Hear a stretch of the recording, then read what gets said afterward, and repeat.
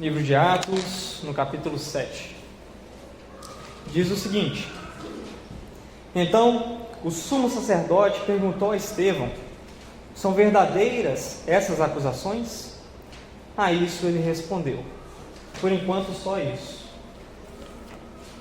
Amados, hoje nós vamos nos debruçar no maior sermão da Bíblia. São 60 versículos, onde Estevão vai fazer sua defesa no Sinédrio. É o maior sermão da Bíblia. A gente tem outros sermões em Atos, nos Evangelhos nós temos alguns sermões de Jesus, porém nenhum deles vai se equiparar em questão de tamanho de texto a esse de Estevão. E tem um porquê. A gente vai ver tudo isso no decorrer do texto. Estevão aqui, nesse discurso, nós vamos ver que ele vai usar o Antigo Testamento de uma forma que a gente não vemos muitas vezes. Ele vai pegar cada aspecto do Antigo Testamento e vai ligá-lo diretamente a Cristo. Ele vai fazendo essa correlação com os personagens bíblicos e como que isso é semelhante a Cristo. E isso tudo faz parte da defesa dele, que ele está fazendo nesse momento. Para pegar o contexto, nos capítulos anteriores, nós vemos que a igreja ela vai crescendo. Depois da pregação de Pedro no Pentecostes, a igreja teve um crescimento exponencial. Depois disso, ela foi se desenvolvendo. Ela foi gerando demandas de distribuição de renda, distribuição de recursos, de alimento, cuidado com viúvas e órfãos. E chegou um momento que os apóstolos viram que precisavam de diáconos. Levantou o pessoal para ajudar com essa demanda, para não ficar tudo muito em cima deles, eles cuidarem mais da questão da pregação do Evangelho. Nisso foi levantado Estevão, que é o personagem principal aqui dessa sessão que a gente vai ler. E ele era um jovem muito corajoso, que não tinha papas na língua, ele falava tudo que precisava, ele pregava da forma que precisava pregar. E isso foi o que levou a todo esse julgamento. Ele estava pregando antes disso na rua, fazendo milagres, e nisso o pessoal estava alvoroçado, estava querendo que ele parasse com aquilo, e nisso eles subornaram alguns judeus para que denunciasse ele no Sinédrio. Então ele foi denunciado e foi levado para que ele deposse sobre aquilo que ele estava falando. Para vocês terem ideia, esse julgamento que está acontecendo aqui, ele é um julgamento de morte. Se o cara falar besteira, se ele falar coisa errada, vai morrer. É simples assim. Então, aqui ele estaria dando a defesa que valeria a vida dele. E nós vamos ver como que foi essa defesa dele. Os meninos aí que conseguirem, vou pedir para vocês fazerem um desenho para mim. Fazer o seguinte: você vai desenhar de um lado um homem falando e do outro lado homens jogando pedras. Você pode desenhar dois homens jogando pedra nesse rapaz que está falando. Esse rapaz é o Estevão que está falando. E depois no final eu vou falar para você adicionar uma coisa nesse desenho aí, tá bom? Vamos orar então para iniciar? Senhor, meu Deus, nosso Pai, queremos agradecer ao Senhor por essa oportunidade, onde podemos, ó Deus, nos debruçar na sua palavra, conhecer mais a história do Senhor. Que o Senhor nos motive a cada dia, ó Deus, a estar dispostos a nos entregar para o Senhor. Em nome do Senhor Jesus. Amém. Atos capítulo 7.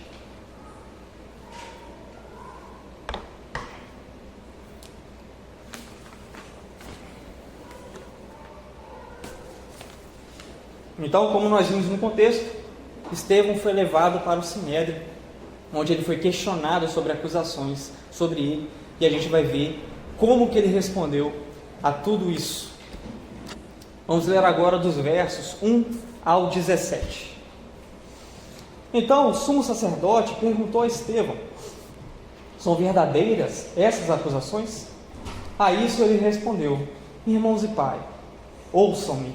O Deus glorioso apareceu a Abraão, nosso pai, estando ele ainda na Mesopotâmia, antes de morar em Harã. Ele disse: saia da sua terra e do meio dos seus parentes, e vá para a terra que eu lhe mostrarei. Então ele saiu da terra dos caldeus e se estabeleceu em Harã. Depois da morte do seu pai, Deus trouxe Deus o trouxe a essa terra, onde vocês vivem agora. Deus não lhe deu nenhuma herança aqui, nem mesmo um espaço de um pé, mas Ele prometeu que a ele e depois dele, seus descendentes, possuiriam essa terra. Embora naquele tempo Abraão não tivesse filhos, Deus lhe falou dessa forma: seus descendentes serão peregrinos numa terra estrangeira e serão escravizados e maltratados por 400 anos. Mas eu castigarei a nação que servirão como escravos, e depois sairão daí e me adorarão nesse lugar. E deu a Abraão a aliança da circuncisão. Por isso Abraão gerou Isaque e o circuncidou 8 dias depois do seu nascimento. Mais tarde, Isaque gerou Jacó e este os 12 patriarcas. Os patriarcas, tendo inveja de José, venderam-no como escravo ao Egito, mas Deus estava com ele e o libertou de todas as suas tribulações, dando a José favor e sabedoria diante do faraó, rei do Egito. Este o tornou governador do Egito e de todo o seu palácio. Depois houve fome em todo o Egito e em Canaã, trazendo grande sofrimento, e os nossos antepassados não encontravam alimento. Ouvindo que havia trigo no Egito, Jacó enviou nossos antepassados em sua primeira viagem. Na segunda viagem deles, José fez-se recordar e se reconhecer pelos seus irmãos, e o faraó pôde conhecer a família de José. Depois disso, José mandou buscar o seu pai, Jacó, e toda a sua família, que eram 75 pessoas. Então Jacó desceu ao Egito, onde faleceram ele e os nossos antepassados. Seus corpos foram levados de volta a Siquém e colocados no túmulo que Abraão havia comprado ali dos filhos de Amor, por certa quantia. Ao se aproximar o tempo em que Deus cumpriria a sua promessa a Abraão, aumentou muito o número de nosso povo no Egito. Então outro rei, que nada sabia a respeito de José, passou a governar o Egito. Ele agiu traiçoeiramente para com o nosso povo e oprimiu os nossos antepassados, obrigando-os a abandonar os seus recém-nascidos para que não sobrevivessem. Até aqui. Muito longo, né, o texto? A gente fica se perguntando aqui, numa defesa, se os opositores estariam dispostos a ouvir esse tanto de coisa que Estevão estava falando. E era uma coisa contestável aqui no texto. Como é que Estevão, numa defesa dele, vai falar esse tanto de coisa que até o momento não parece ter falado nada? Até o momento a gente está olhando assim, está lendo, só está contando a história de Abraão, quando o pessoal estava acusando ele dele falar contra o templo. Mas o que isso tem a ver? Aí que está, Estevão era um homem muito eloquente, muito inteligente. Ele não estava falando tudo isso à toa.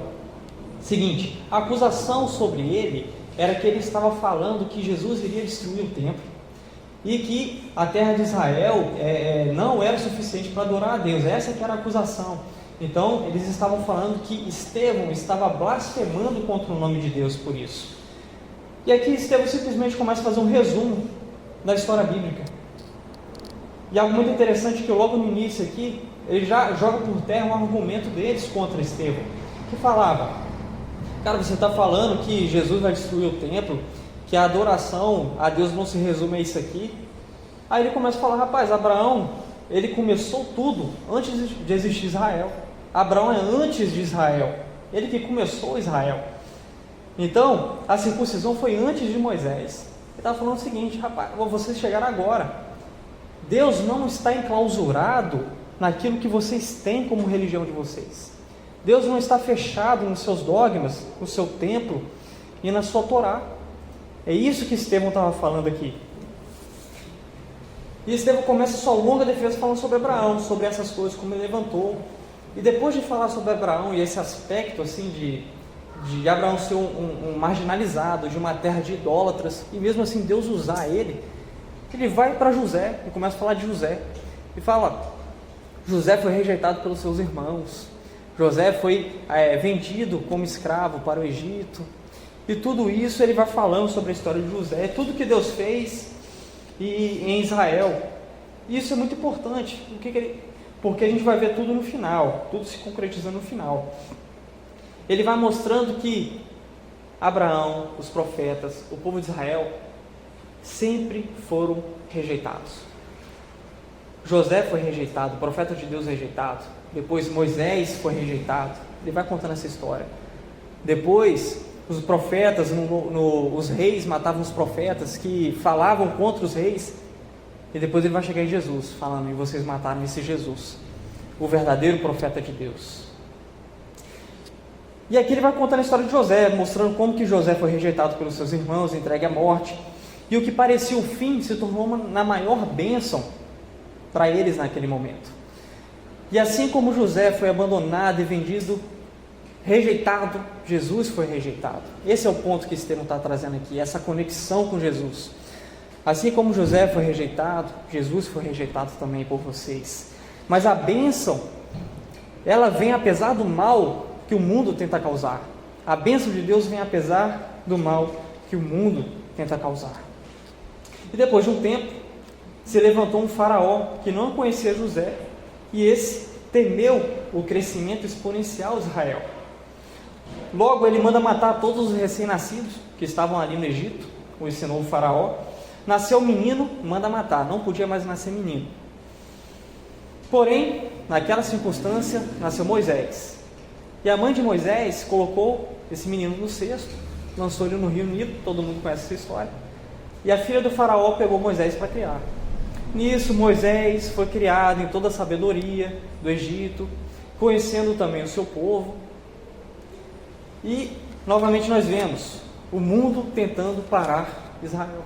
O mundo tentando parar a obra de Deus. Verso 20 ao 37. Naquele tempo, nasceu Moisés, que era um menino extraordinário. Pois por 3 meses ele foi criado na casa de seu pai, quando foi abandonado. A filha do faraó o tomou e o criou como seu próprio filho. Moisés foi educado em toda a sabedoria dos egípcios e veio a ser poderoso em palavras e obras. Ao completar 40 anos, Moisés decidiu visitar seus irmãos israelitas. Ao ver um deles sendo maltratado por um egípcio, saiu em defesa do oprimido e o vingou, matando o egípcio. Ele pensava que seus irmãos compreenderiam que Deus o estava usando para salvá-lo, mas eles não compreenderam. No dia seguinte, Moisés dirigiu-se a 2 israelitas que estavam brigando e tentou reconciliá-los, dizendo: homens, vocês são irmãos, por que fazem isso um ao outro? Mas o homem que maltratava o outro empurrou Moisés e disse: quem o nomeou líder e juiz sobre nós? Quer matar-me como matou o egípcio ontem? Ouvindo isso, Moisés fugiu para Midian, onde ficou morando como estrangeiro e teve 2 filhos. Passado 40 anos, apareceu a Moisés um anjo nas labaredas de uma sarça ardente, perto do Monte Sinai. Vendo aquilo, ficou atônito e, aproximando-se para observar, ouviu a voz do Senhor: eu sou o Deus de seus antepassados, o Deus de Abraão, o Deus de Isaac e o Deus de Jacó. Moisés, tremendo de medo, não ousava olhar. Então o Senhor lhe disse: tire as sandálias dos pés, porque o lugar em que você está é terra santa. De fato, tenho visto a opressão sobre o meu povo no Egito, ouvi seus gemidos e desci para livrá-lo. Agora eu o enviarei de volta ao Egito. E este é o mesmo Moisés que tinha sido rejeitado com essas palavras. Quem o nomeou líder e juiz? Ele foi enviado pelo próprio Deus para ser líder e libertador deles, por meio do anjo que lhe tinha aparecido na sarça. Ele os tirou de lá fazendo maravilhas e sinais no Egito, no Mar Vermelho e no deserto durante 40 anos. Este é aquele Moisés que os israelitas, que disse aos israelitas: Deus levantará dentre seus irmãos um profeta como eu. Estevão continua seu sermão longo, sermão desenvolvendo a história de Moisés, que foi usado para livrar o povo do deserto. A história foi o seguinte: Moisés nasce, porém sua mãe o põe no cesto, igual já contei, lança ele no rio Nilo. Em um determinado dia da vida de Moisés, completados 40 anos, ele viu um egípcio matando um irmão seu, um hebreu. Ele ficou horrorizado com aquilo, ele ficou revoltado. Então ele foi lá, meteu a mão e matou o egípcio. Ele ficou se sentindo assim, falou: pô, agora eu vou ganhar moral no meio de todo mundo. Eu sei da história de Israel, eu sei que Deus vai libertar o povo. Eles vão saber que eu estou aqui para ajudar eles. Essa era a ideia de Moisés. Ele chegou no outro dia lá, viu os caras brigando. Rapaz, vocês estão brigando por quê? Nisso os caras já não gostaram nada. Rapaz, quem é você? Quem nomeou líder entre nós? Quem falou que você tem alguma autoridade aqui? Você vai matar a gente igual você matou o egípcio ontem? Esse foi a afronta. Você já tentou ajudar alguém, essa pessoa simplesmente deu na sua cara, simplesmente mentiu para você, ou depois te enganou, depois te passou a perna? Ajudar os outros nem sempre vai dar retorno, não. Mas o povo de Deus faz isso sem esperar esse tipo de retorno. A gente vê, nem sempre esse retorno vai vir das pessoas. Então Moisés, ele ficou com medo e saiu fora do Egito. Foi morar lá por 40 anos. E nisso a gente vê que o mundo rejeita os profetas de Deus. O mundo rejeita. Após ouvir isso, Moisés foge para não ser pego, pois era evidente que todo mundo já estava sabendo que ele era culpado de um crime. Mas esse mesmo Moisés que o povo rejeitou foi escolhido por Deus para libertá-los. Foi escolhido por Deus para chegar lá e libertá-los do Egito. Assim como Cristo foi rejeitado pelo povo. Cristo foi rejeitado pelo povo, mas foi esse Cristo que liberta todos nós. A cada dia nós podemos tentar rejeitar Cristo no nosso coração, mas saibam que esse Cristo é aquele que nos salva. A cada vez que tentarmos rejeitar Cristo em nosso coração para satisfazer nossos desejos, devemos lembrar que Ele é a autoridade sobre nós e que Ele é o nosso Salvador. Deus o levantou como soberano.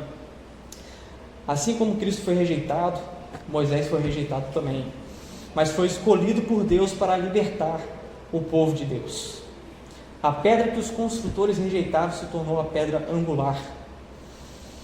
Veja que a cada ponto do sermão a gente vai vendo a intenção de Estevão de conectar a vida dos profetas, dos personagens, com Jesus sendo rejeitado pelos judeus. Verso 37 ao 50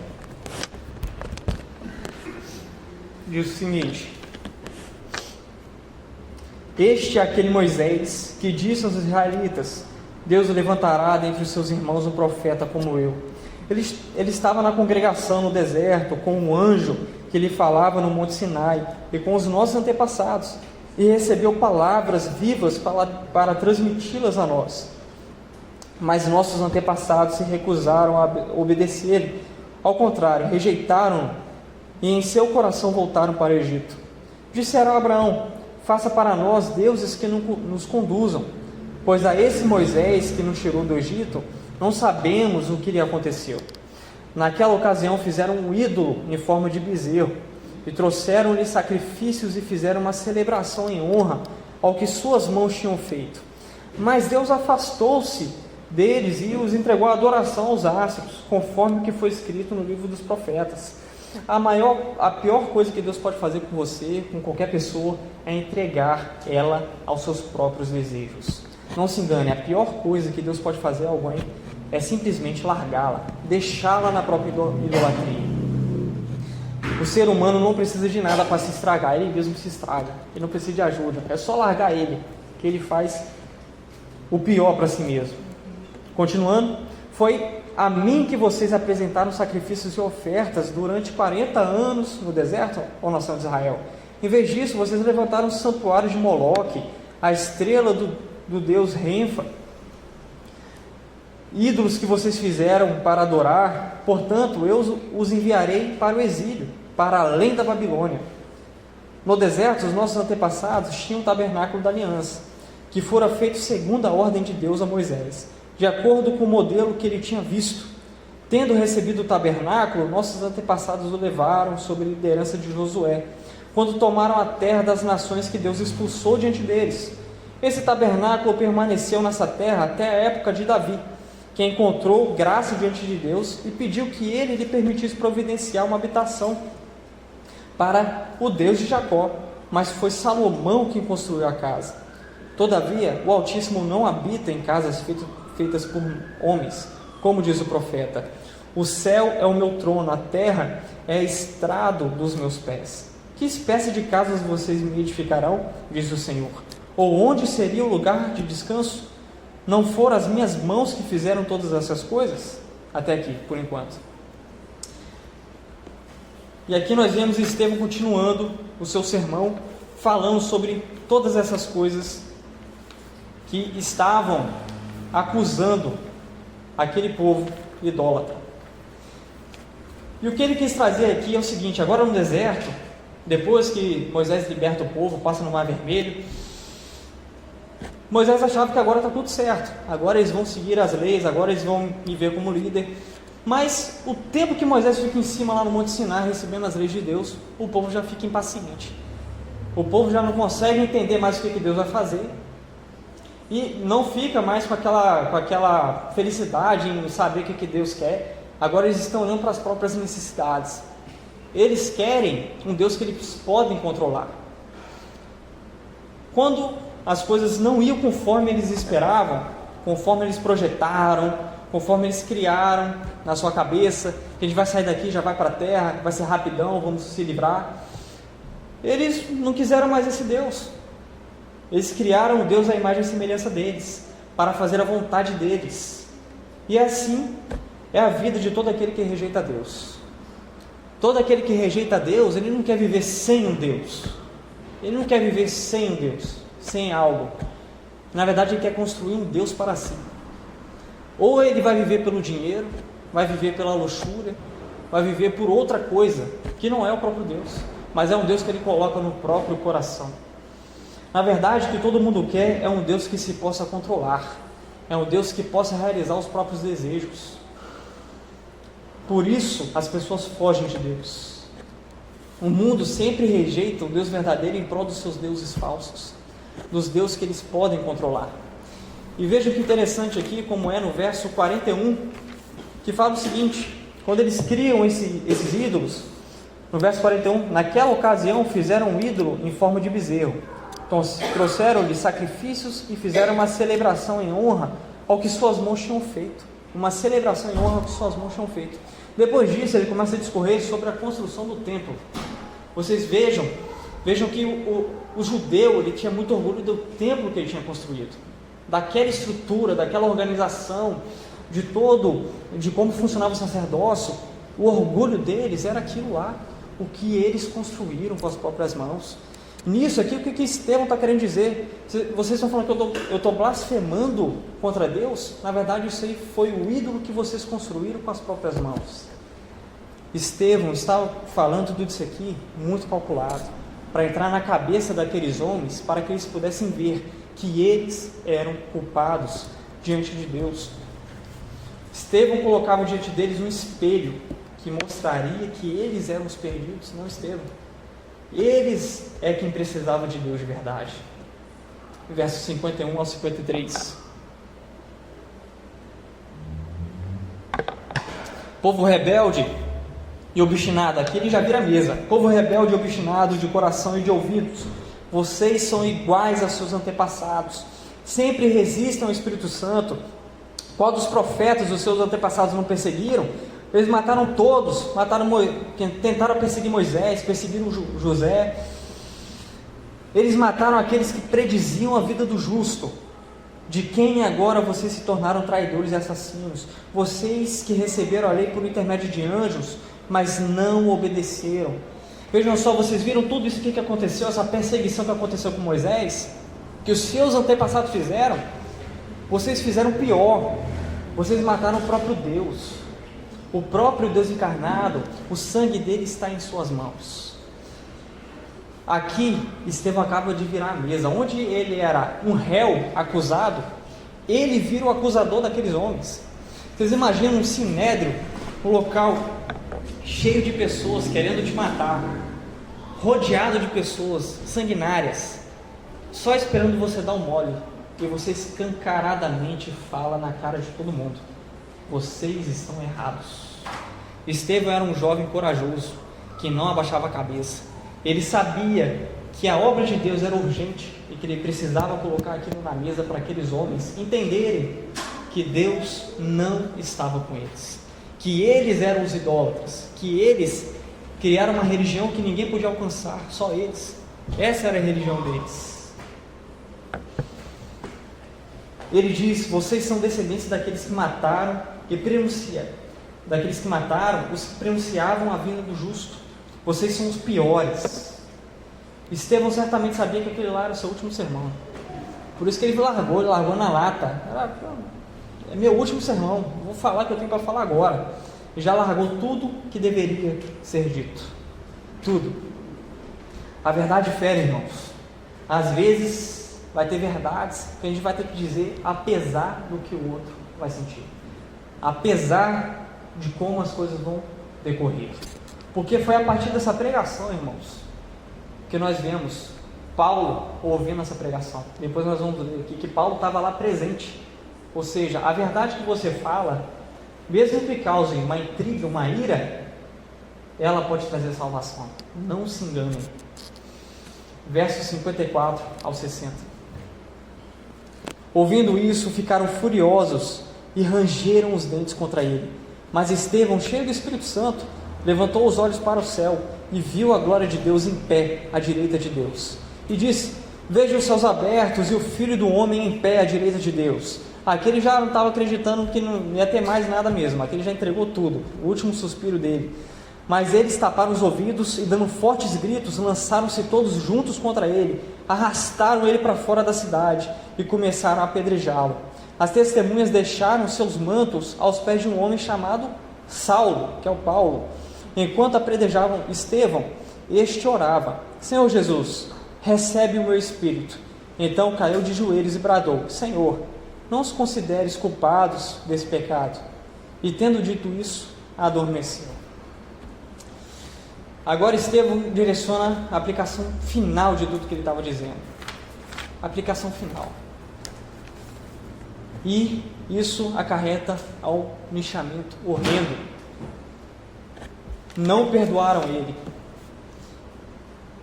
Não perdoaram ele.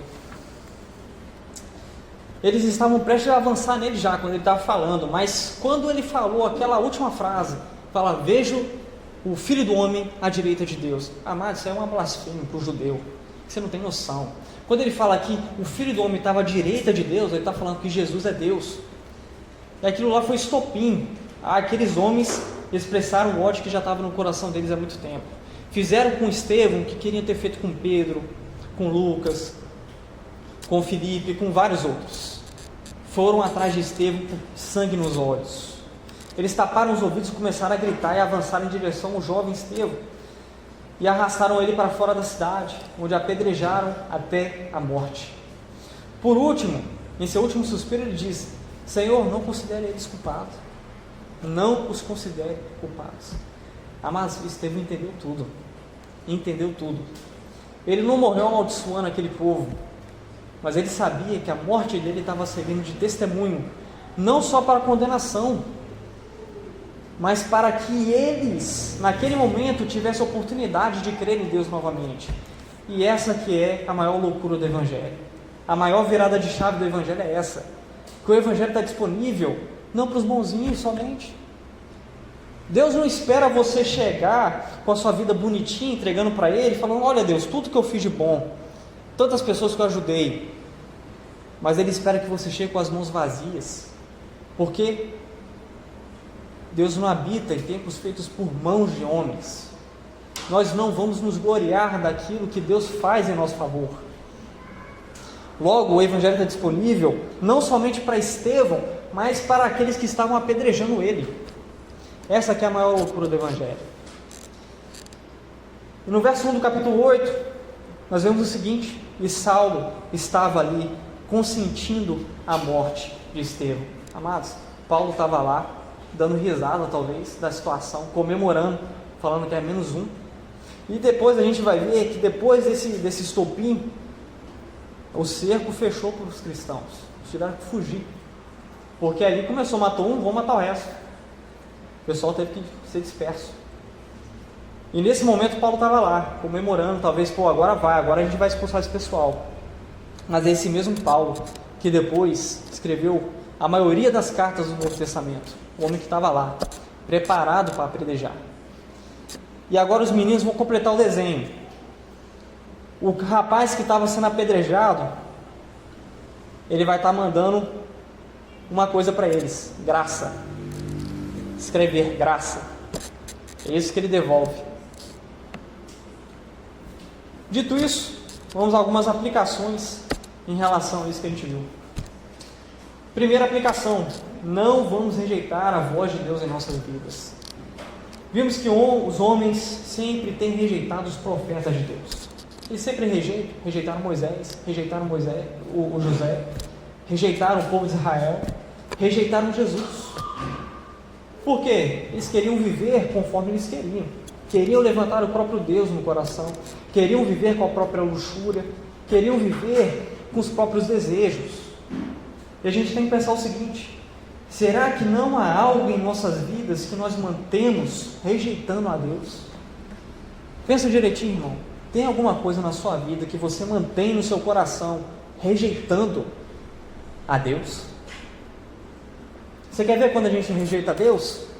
Quando a gente cumpre todos os rituais, a gente ora, lê a Bíblia, vai na igreja todo domingo, mas na segunda-feira de manhã a gente não consegue tratar bem ninguém. A gente não consegue tratar bem nenhuma pessoa. Você quer ver como que a gente rejeita os profetas de Deus? Quando a gente cumpre os rituais, vem na igreja, lê a Bíblia, mas em casa a gente não consegue tratar o nosso cônjuge como merece, com uma devida educação. A gente rejeita os profetas de Deus quando a gente não abre espaço para os nossos familiares, quando a gente não usa de graça com ninguém, quando a gente acha que o mundo da igreja é fechado só aqui, e a gente não tem capacidade de falar de Jesus para ninguém. Para ninguém que seja, a gente acha que essa pessoa não vai conseguir, não adianta eu falar, porque ela não vai ter conhecimento, nem bondade suficiente para ouvir o que eu estou falando. Irmão, isso é de uma soberba tão grande. A gente achar que uma pessoa não deve ouvir porque ela não vai ter capacidade, ou não vai querer. A gente não tem que fazer esse discernimento. A gente tem que pregar a todos. Estevão pregou a quem iria matar ele. Nós vamos pregar a todas as pessoas, sem fazer distinção. Você quer ver como que você rejeita os profetas de Deus? Como que a gente pode rejeitar os profetas de Deus? Quando a gente não é satisfeito com nada. Quando tudo na nossa vida se baseia em enriquecer, em mais dinheiro, em nunca estar satisfeito, sempre quer mais, mais e mais. A gente mostra que o dinheiro é o Senhor das nossas vidas. Quando a gente vive em adultério, sempre buscando outras pessoas. Quando você, irmão, não consegue tratar bem alguém no seu serviço. Quando você faz alguma falcatrua para ganhar dinheiro, apesar de cumprir todos os seus rituais. Deus não quer ritual, irmão. Deus quer coração entregue. E o coração entregue vai além do que eu falo com Deus, mas o que eu falo a homens.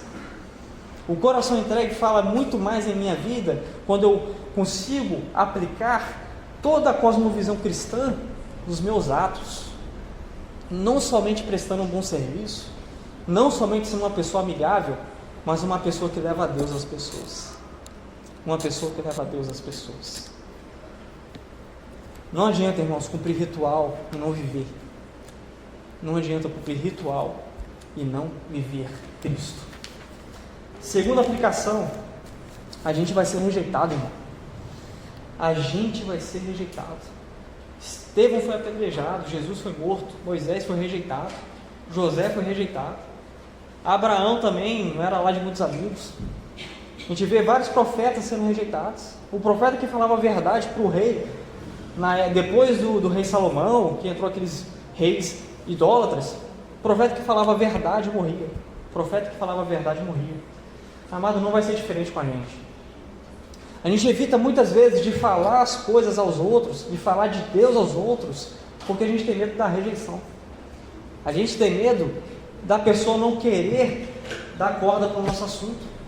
A gente tem medo da pessoa não gostar mais da gente. Mas isso não é um medo para afetar um cristão. Mas a gente tem medo de rixa. Os caras pregavam sem ter medo de ser apedrejado. Ninguém vai encostar a mão na gente se a gente pregar. A gente pode pregar à vontade. Teve até uma situação uma vez, né, que o gerente de uma empresa chegou para mim uma vez, no meio de um monte de gente, falou assim: rapaz, se eu quisesse contratar pastor missionário ou abrir uma igreja.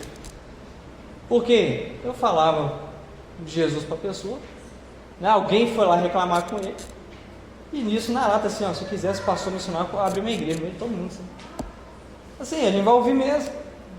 Pessoal, amados, ninguém quer ouvir. Não se engane, ninguém quer ouvir. A pessoa que está fora de Deus, longe de Deus, ela nunca vai falar por si mesma, sem que Deus abra o coração dela, que ela quer Deus, acho que eu quero ouvir um pouco. Não, é Deus abrindo o coração dela. Mas antes de Deus abrir o coração, ela não vai querer ouvir mesmo. Não vai querer ouvir. Não adianta. Mas em Mateus 28:18 diz que Jesus tem autoridade sobre a terra, sobre todas as coisas. Deus deu autoridade sobre Jesus na sua ressurreição, sobre tudo. E Ele está conosco a cada momento, todos os dias. Nós não estamos sozinhos, irmãos. Nada pode parar a igreja do Senhor. Terceira aplicação. O Evangelho, irmãos, está disponível para quem menos imaginamos. Irmãos, Abraão era um improvável. Abraão era de uma terra de idólatra, de Ur dos Caldeus. Ninguém nunca tinha ouvido falar desse Deus, Israel. Deus foi atrás dele, do homem que não fez nada por merecer. Assim foi toda a construção da linhagem de Jesus. Se você pegar lá, tem até prostituta. Amados, o Evangelho é loucura para os olhos humanos. É loucura. A gente nunca vai compreender de fato isso. A gente olha para a pessoa, às vezes, e acha que ela nunca vai ter jeito. Não vai ter jeito. Mas você não tinha jeito. Você acha que você tinha jeito? Se você acha isso, pelo amor de Deus, muda isso na sua cabeça. Muda isso agora. Em Efésios 2:8 diz: porque pela graça vocês são salvos, mediante a fé. Isso não vem de vocês, é dom de Deus, não de obras, para que ninguém se glorie. Paulo estava aqui batendo palma para a morte de Estevão. Paulo foi levantado como um dos maiores apóstolos. Amados, não sei de onde você veio, mas Deus falou com você. E você certamente chegou de mãos vazias, e é isso que Deus quer. Deus não quer que você chegue com a sua vida bonitinha, entregue com tudo bonitinho que você fez, mas que você chegue de mão vazia e fala: eu só tenho Cristo, eu só tenho Cristo a favor de mim. Minha vida não vale nada, mas é por causa de Cristo que eu consigo chegar a Deus. É por causa do Cordeiro, amados, que foi rejeitado por esses judeus, do Cordeiro entregue para a morte, que nós temos a redenção. Pois Deus está com seus braços abertos a todos aqueles que se rendem e deixam para trás os seus ídolos, seus erros, seus pecados, e se entrega verdadeiramente a Cristo. Por isso, amados, pregue a todo momento, a todas as pessoas. Deus certamente vai te usar para alcançar um coração que você menos espera. Aquela pessoa que você não dava nada, ela pode ser alcançada por Deus. Ela tem chance. Amém? Vamos orar? Senhor, meu Deus, nosso Pai, queremos agradecer o Senhor por esse momento em que podemos nos debruçar na Sua palavra e que o Senhor abra os nossos olhos, o nosso coração, Pai. Que a gente não restrinja a obra do Senhor a rituais, mas a nossa vida, ó Deus. Assim como Estevão pregou nessa noite, ó Pai, que nós não rejeitemos os profetas de Deus, que nós possamos entregar a nossa vida, nosso coração a Cristo, tão somente a Cristo, ó Deus. Em nome do Senhor Jesus. Amém.